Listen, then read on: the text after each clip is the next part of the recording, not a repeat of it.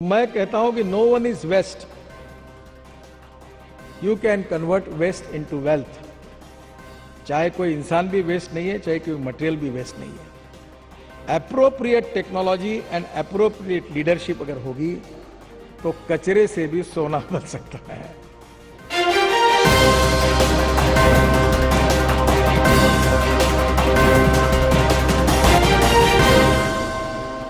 ग्रामीण क्षेत्र में हम बहुत प्रयोग कर सकते हैं।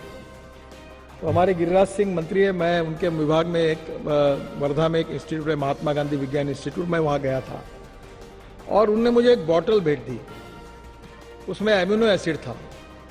तो मैंने उनको कहा कि ये एमिनो एसिड जो है ये क्या है? ये बोले प्लांट बूस्टर है। वो लाकर मैंने हमारे खेती पे मेरी पत्नी ने यूज़ किया, इतना कि 25-30% ग्रोथ मिल गई। तो मुझे लगा किसान आत्महत्या कर रहे हैं, उनका फायदा होगा, ये तो बहुत सस्ता सोल्यूशन है। तो मुझे लगा इसमें राजनीति भी होगी कि नागपुर में जो हेयर कटिंग सलून और ब्यूटी पार्लर वाले हैं उनके 50 रुपये किलो में अगर बाल खरीदी करूंगा तो उनको भी जरा अच्छा लगेगा कि वो फेंक देते थे। तो मुझे लगा कि नागपुर में मुझे 500-600 टन बाल मिल जाएगी, क्योंकि मुझे कल्पना ही नहीं थी कि बाल इतने हेयर कटिंग सलून है, इतने ब्यूटी पार्लर है। सबको मैंने इकट्ठा किया और मैंने कहा मैं 50 रुपये किलो से बाल खरीदी करूंगा, आप मुझे बाल दो। 1 महीने के बाद बाल मिले तो 50 किलो ही निकले। तब मेरे ध्यान में आया कि बाल इतने हल्के होते हैं कि इतने नहीं मिलते। अब आपको ताज्जुब होगा, मैं 5 ट्रक बाल तिरुपति से खरीदता हूं और वो पूरा एमिनो एसिड बनता है। फिर एक राज्यसभा में एक एमपी है अभी, डॉक्टर विकास महात्मा, उनको पद्मश्री मिली, वो जो भेड़ बकरी का उस कम्युनिटी से है। तो मैंने कहा डॉक्टर तू फालतू काम मत कर, तुम ये भेड़ बकरी के बाल काटने का काम शुरू कर। तो उन्होंने चालू किया, तो उन्होंने अभी मुझे 3 टन बाल ला के दिए बकरियों के काट के।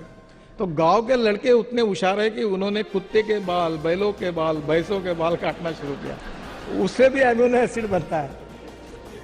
आपको ताज्जुब होगा, 900 रुपए की बोतल हमने 300 रुपए में दी। धंधा नहीं करना था। अब इतना मार्केट में पॉपुलर हुआ कि पिछले मार्च में हमको 3.5 करोड़ रुपए प्रॉफिट हुआ। अब वो एमिनो एसिड जो था उसके माइक्रोन्यूट्रिएंट्स बना रहे, उसके लेबोरेटरी तैयार की, और वो करते करते हमारे यहाँ ऐसे आप जैसे तरुण लोग काम करते थे। तो उन्होंने कहा कि ये जो बायो फर्टिलाइजर हम तैयार करें प्रेस मड से, प्रेस मड और स्पेंट वॉश जो शुगर मिल में आता है, इसमें एमिनो एसिड डालो, इसकी NPK वैल्यू बढ़ेगी। तो उन्होंने एमिनो एसिड बना के वो खाद अच्छा तैयार किया। तो किसी को तो भी ध्यान में है कि दुबई के सरकार को ये खाद चाहिए, तो उसने भी 1 किलो बैग को ठप्पा मार के सर्टिफिकेट देके बेच दिया, पता भी नहीं किसी को। दुबई के सरकार का लेटर आया कि आपका खाद अप्रूव हुआ। बाद में पता लगा कि सबसे अच्छा वही खाद था और 180 करोड़ रुपए का ऑर्डर मिला। और अभी बाल कम पड़ रहे हैं, अभी वो पूरा एक्सपोर्ट हो रहा है।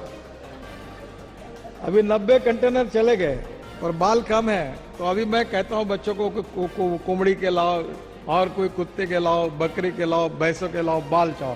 तो वो तिरुपति से पूरे बाल लेके उसका नहीं। दिस इज, मैं जो आपको बता रहा हूँ कि आपके पास अगर टेक्नोलॉजी है, आपके और पास 8% डामर के बजाय गांव का पूरा प्लास्टिक का प्रॉब्लम सॉल्व हो जाएगा, प्लास्टिक डामर में जाएगा, इन्वायरमेंट का प्रॉब्लम सॉल्व होगा। पैसे वगैरह की कोई जरूरत नहीं है, कोई जरूरत नहीं। आप यू कैन मेक मिरेकल्स।